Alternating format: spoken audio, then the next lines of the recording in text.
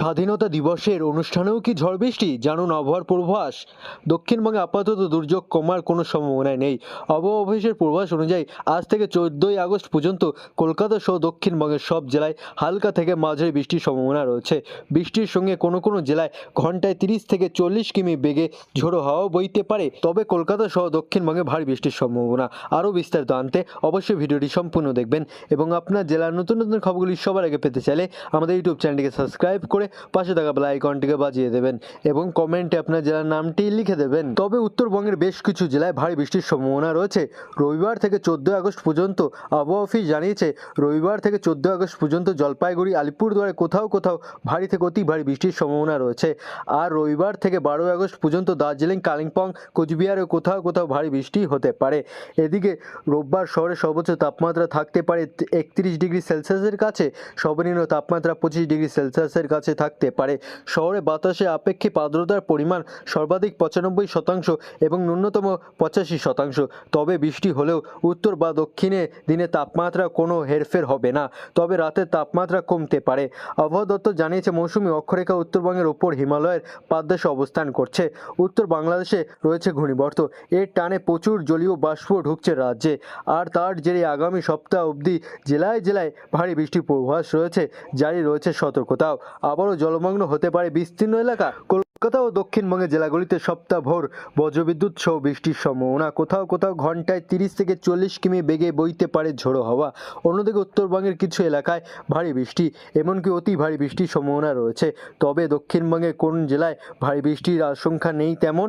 আলিপুর আবহাওয়া দপ্তরের পূর্বাভাস অনুযায়ী দক্ষিণবঙ্গের বিভিন্ন জেলায় আগামী এক সপ্তাহ বজ্রবিদ্যুৎ সহ বৃষ্টির সম্ভাবনা থাকলেও হালকা থেকে মাঝারি মাত্রা এই বৃষ্টির সঙ্গে কোথাও কোথাও ঘন্টায় 30 থেকে 40 কিলোমিটার বেগে ঝোড়ো হাওয়া বইতে পারে।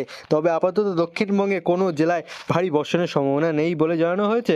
আবহাওয়া অফিস আরও জানিয়েছে, কলকাতা, হাওড়া, হুগলি, নদিয়া, পূর্ব পশ্চিম মেদিনীপুর, দক্ষিণ ও উত্তর 24 পরগনা জেলাতে 14ই আগস্ট পর্যন্ত প্রায় প্রতিদিনই বৃষ্টি হতে পারে।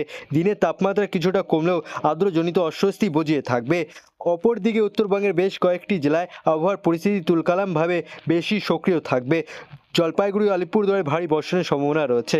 আর দার্জিলিং, কালিম্পং ও কোচবিহারেও 12ই আগস্ট পর্যন্ত ভারী বৃষ্টির সম্ভাবনা রয়েছে।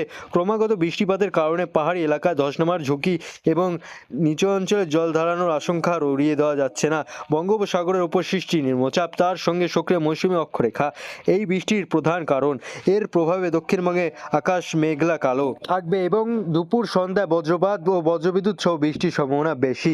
আবহাওয়া অফিস থেকে নাগরিকদের সতর্ক থাকতে বলা হয়েছে, বিশেষত বজ্রপাতের সময় খোলা জায়গায় গাছের নিচে দাঁড়াতে এবং কৃষি জমি বা জলাশয়ের কাছাকাছি কাজ এড়িয়ে চলতে। উত্তরবঙ্গের বাসিন্দাদের জন্য নদী ও পাহাড় এলাকায় সতর্ক অবলম্বন করার পরামর্শ দেওয়া হয়েছে। কয়েকদিন এক নাগাড়ে বৃষ্টির পরেও দক্ষিণবঙ্গে বৃষ্টি কিছুটা ধরে।